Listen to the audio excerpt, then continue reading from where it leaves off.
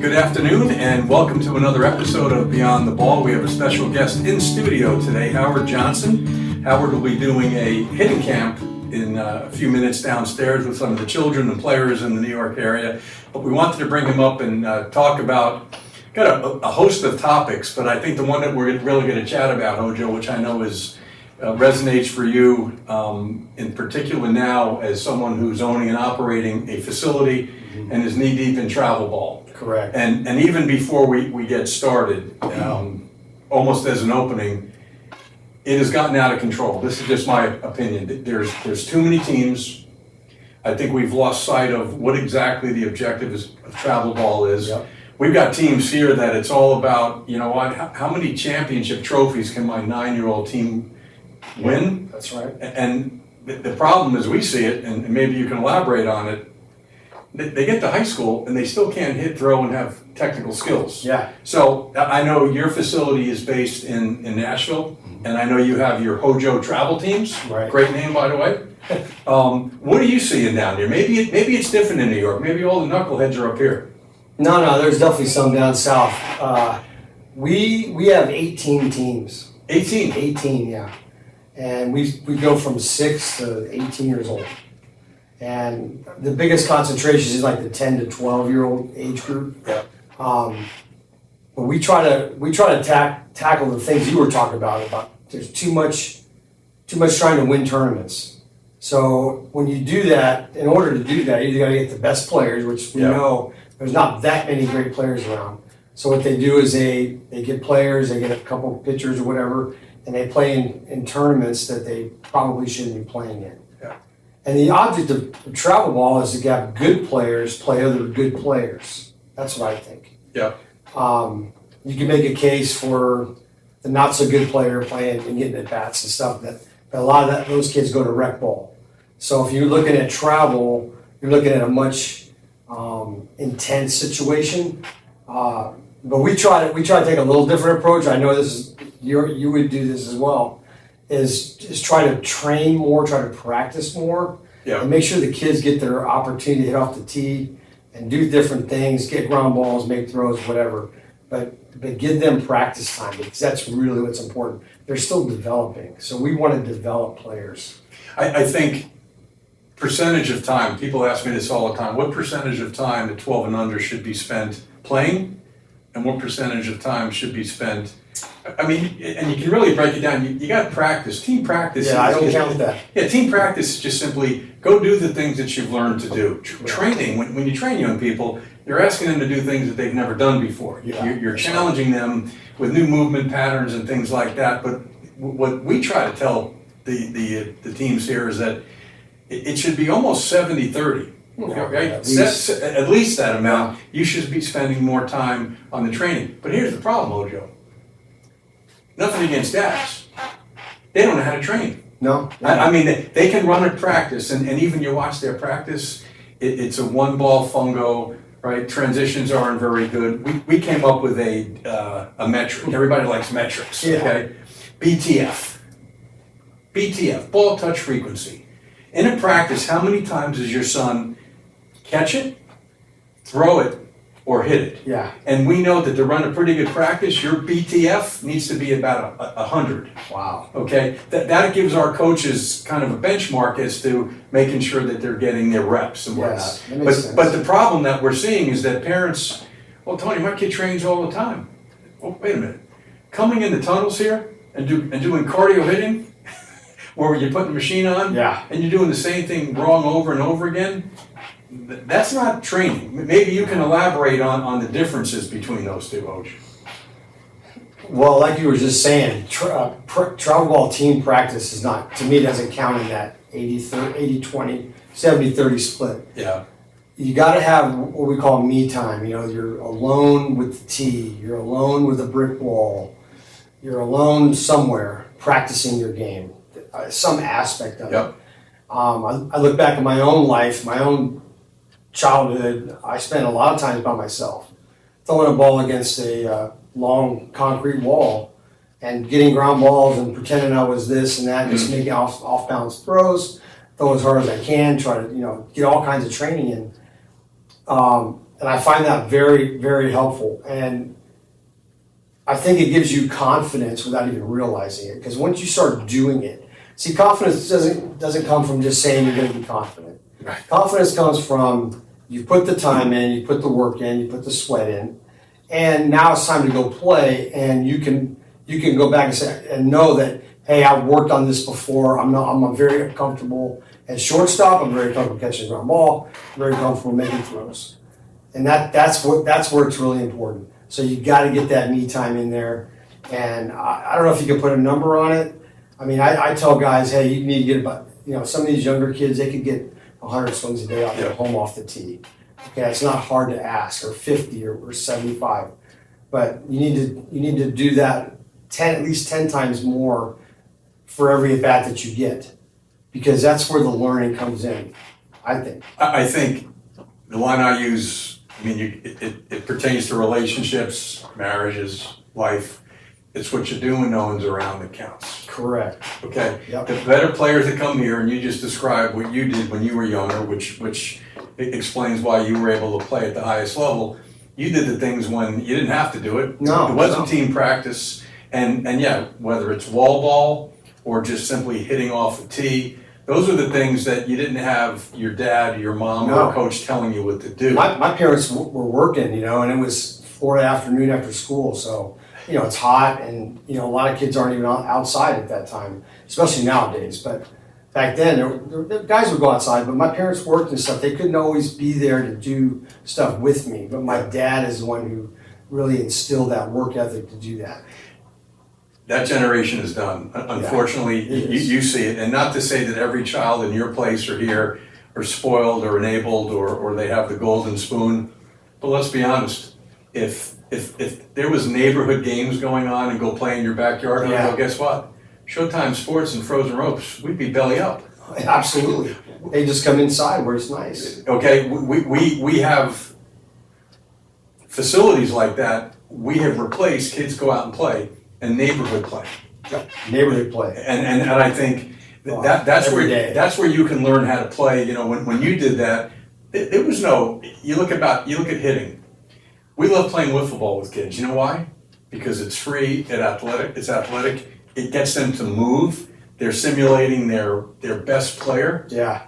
Unfortunately, they don't do that anymore. So they have to come in now and have structure at facilities, which is good to an extent, but I think you're right. When parents ask, how do you give your son or daughter a chance to be very good, right? Your son had a chance to play at a high level. My 2 children have played there too. And I tell them, yeah, you know what? They had the facility, but they did the extra work. Yes. And they did the right stuff, because you mentioned the tee. Yeah. Tony, the tee, what are you kidding me? The tee is garbage. You're not going to learn how to hit off a tee. And I say, you know what?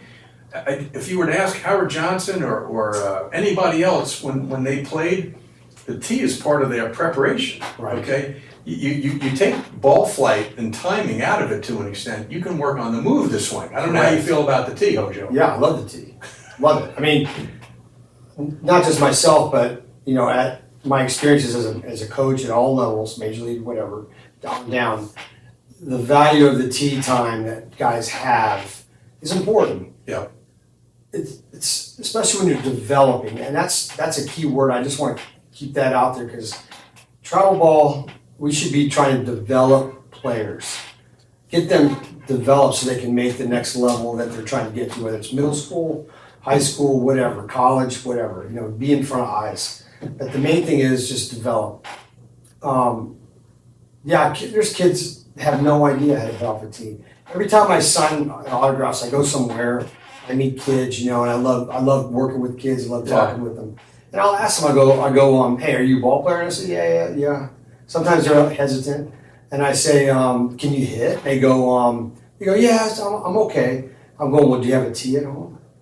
A lot of them say yes. I ask them, how are you hitting off of it? Are you working off of it? A lot of them say no.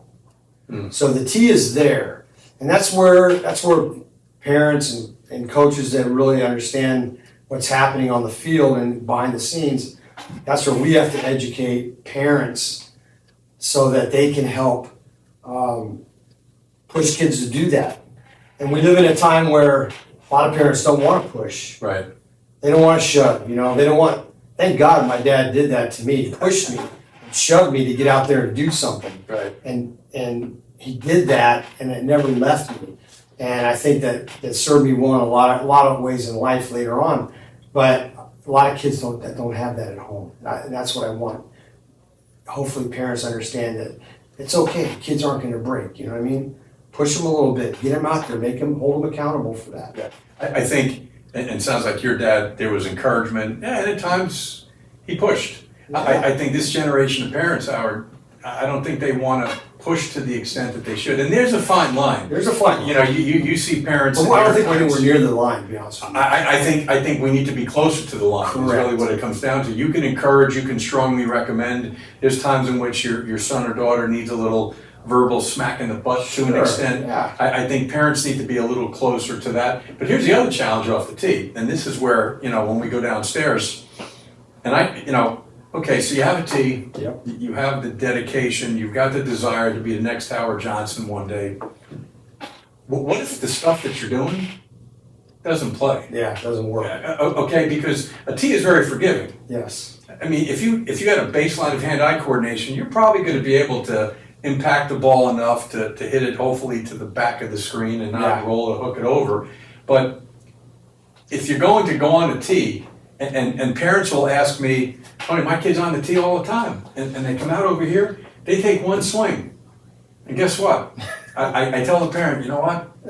They should be playing video games, because if they continue to do that, they're never going to hit past 9 years old. And in T-ball it doesn't matter, 9 or 10, because the speed of the game and the pitching is so bad, you're going to get away with bad movements. Yes. You get to about 11 or 12 and up when you've got secondary pitches, you've got breaking balls, you've got fastballs coming in. Mm-hmm. The inefficiency of that swing that you pounded in off the tee doesn't make sense. Yeah. So the question becomes, and here's where parents get just overwhelmed. Yeah. How much hitting information is out there right now? Okay? I mean, you way too much. You're a Twitter X guy. I see what's out there. You got Teacher Man, you got Driveline, you got 108, you got Dave Latta, you got Craig Wallenbach, you've got. I mean, I feel bad for parents now, HoJo. Yeah. It's like it's a jungle. What exactly should I be telling my kid to do? And again, whether it's here or at a place like Showtime, you can keep it simple. But you've got to understand, I think 3 moves, and I know I'm putting you on the spot, but you know me. I think it's gotten to the point where, what if you can get hitters, and I floated this to Al LaBeouf and Bobby Magdalenas, guys that right now are at the major league level. I said, you guys are full of poops of all your exit velocity and launch angles, right? I said, you got 3 things to do. What if we made hitting ready, set, go? And I mean ready as in, I don't care the style of what's going on, but ready is when ball flight is coming down the runway, and depending upon the speed, where is your body to be ready to hit? Right. Okay? Set means, okay, my body has to slow down, okay, so I can deliver the barrel of the bat. And the go is the decision. Because we know at the highest level, you're in a yes or no. It's go or no go. The better hitters that we watch on TV, and they get caught sometimes looking or hunting a pitch. Yeah. But the ones that trust their eyes, I use Manny Ramirez all the time, Edgar Martinez. Yeah. Tony, I would get in trouble when I would start looking for pitches a little too much instead of trusting your eyes. But like you said before off camera, a lot of it's a fear. They don't trust themselves enough to be able to see the break or read the pattern of the ball. But ready, set, go, to me, it's simple, but you got to backfill it to an extent. But I want you to, talk about some of the misconception that's out there for hitting, right? How do you get more power? You hear that all the time. I want my 10-year-old to be able to hit the ball further. Yeah. How do you start helping someone like that, HoJo? Well, one thing I learned from you back in the day was how much throwing and hitting are similar. And I use that analogy a lot with parents and kids, and to be a good pitcher or make a long throw from third base or shortstop, you've got to get your body involved in a certain way that's going to maximize your arm strength. The arm is following, the hand is following, the ball is following. We try to make those leaders sometimes. So when we do that, that's when we kind of run into problems. Because when you start thinking too much about what I'm doing here, and you forget about what you're doing here. And so same with hitting, get the body involved in a way that's going to create that energy that you can release. And the hands, the bat, the barrel, those release, that's the last part of the sequence of the chain towards making good contact and then pass contact. So those are the things that I talk about with hitters. In the ready, set, go, I totally understand. I think we were just searching for something simple. Yeah, I remember talking to there's a guy, he just got traded over to the Padres, right? And he actually was nice enough a week ago to say, hey, I got an overhaul with this Ramon Laureano. Yeah. And I said, good hitter too, man. I said, what about ready, set, go? He goes, you know what? I've got to think that I'm getting ready early on time. Okay, I've got to be right in this attack position with the weapon up, with me feeling the ground, so I don't have any more moves to make because I'm facing 97. Correct. He says, and the set for him is a little bit different. He uses the set to set his eyes. The big change that guys like that make, HoJo, is like, you know what? I got to set myself and see more of where the ball is going and less of where it's been. He was a guy that would hyper focus on the ball. Yep. And late movement, as we know at that level, destroys guys. He's going to be late all the time. So he would set the eyes, and then it's go or no go. The mindset that he has and other guys have is that I'm not going to sit on a breaking ball. I'm not going to. What if I just say, if it's here, I go. If it's there, I'm going to fire it. And so that's where the go, no go. Tim Nicely, our friend from VFlex. Okay, people ask about equipment and whatnot. That piece of equipment that he's used, that a lot of major league guys use, it basically reminds you that if it's in that V, you fire. Yeah, you're firing. Okay, it takes the cognitive thinking out of it to an extent, but then it gets back to, okay, so how do you approach a ball, right? Is it all about turning the hips, and we know the danger of over teaching that? Do you tell a kid to swing down on the ball or to swing up on the ball? Kind of hard to say because a lot of it depends on the plane of the ball. And I think that's where parents get confused. I know we have eliminated, right, short to the ball. Correct. Got to go short to the ball. And so now, right, the moves that they need to be making before that go away. Or how about, and this is one, I'll raise my hand. How many times I said this back in the 90s? Stay inside the ball.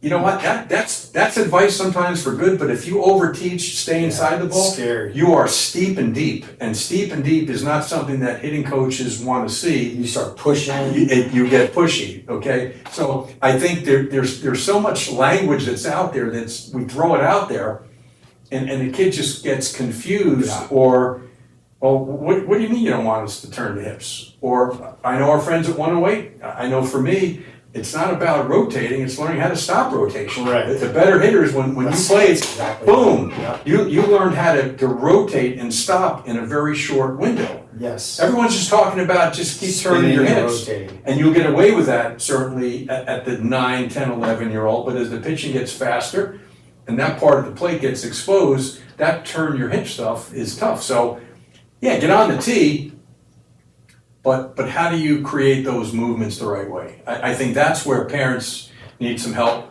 right? Teacher Man was here, right? No, he wasn't. Coach? He was here? He was here. And I got to tell you something, nice man, right? I think his persona is different from what he likes. He likes messing it up on there because he gets a lot of followers that way.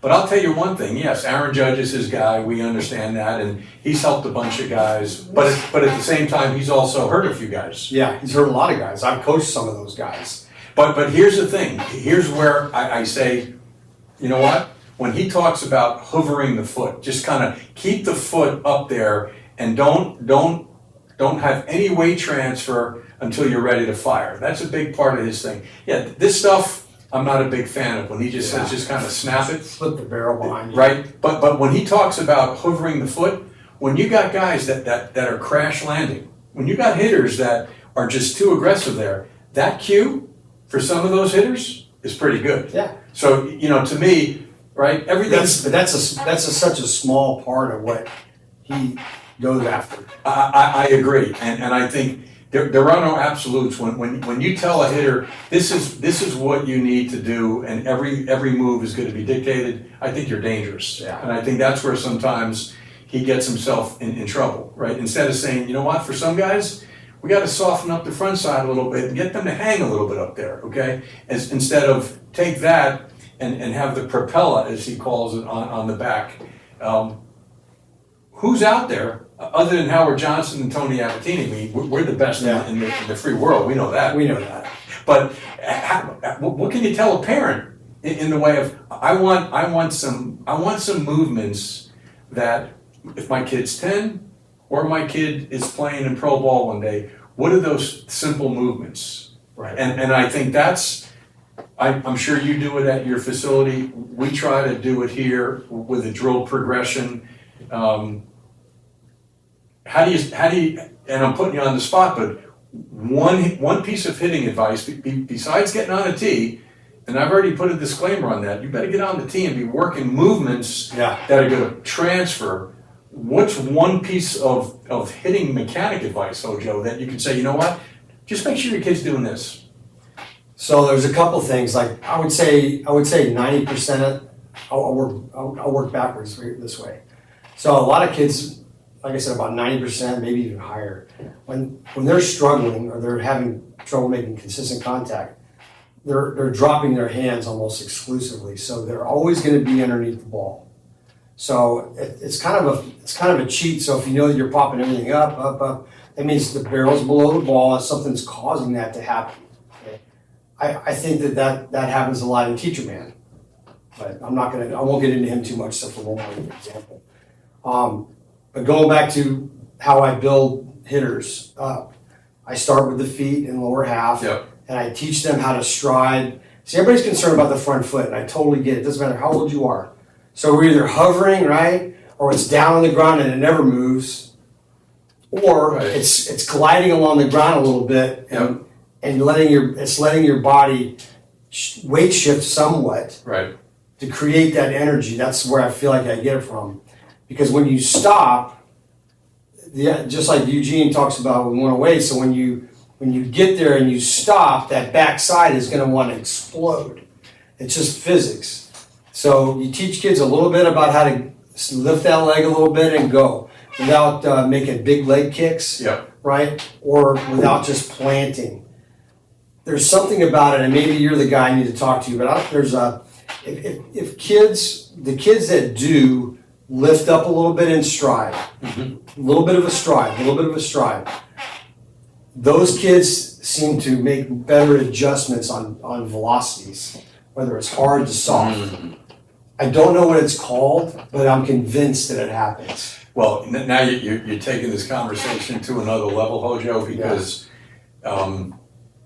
stepping into rotation, is what you just described, equals better barrel adjustability. That's the big term now that you hear a lot. Adjustability. Okay, that your ability to get on plane and have multiple chances to make contact. Yes. That sometimes is a function of the body going in a linear direction first. If you go back and watch some of your highlight films, like some of the guys you'll see a young Howard Johnson, slide into the attack position, stop, and then the backside and the barrel together will fire. And so I think you're right. When you take the stride away, if the leg kick, here's a prediction, and this is coming from big league hitting coaches now, HoJo. 5 years from now, it's going to be gone. You know why? Because pitching at the major league level is really, really hard. Yeah. They're seeing 97 to 100 from the first inning to the ninth inning. The time in which you have to do that, you've got to be perfect to do that. Yes. You watch some of the better hitters now, right? You're not seeing a lot of that lower half movement at all. But to your point, getting young players to realize, you know what? You want to step into your punch or just step into rotation. It does two things. You're converting that momentum into rotational force, as the smart people say. And at the same time, this movement is showing up with bat path. Correct. That's why I think they kind of go hand in hand. But again, great information. A parent, and this is the problem I have in this country. I just came back from Italy, and I love my friends in Italy, right? You're going to love them, hopefully. I can't wait. They find one American. Oh, this guy played AA, or he was a minor league manager 10 years ago, and now this is the gospel. And I tell my friends in Italy, Dubai, and I'm going to Saudi Arabia in November, okay, because I'm the chosen one now, because don't listen to what I did. This is not what I did. I was a below average hitter at the University of Buffalo decades ago. My job in this country is to filter and take the best information to do that. Correct. And so what they'll do, I go to Italy, stay inside the ball, rotate as fast as you can, and make sure you swing down on a ball. And I say to my friends in Italy, guys, go, well, Tony, that's what they teach in America. And my answer is, this is a big country.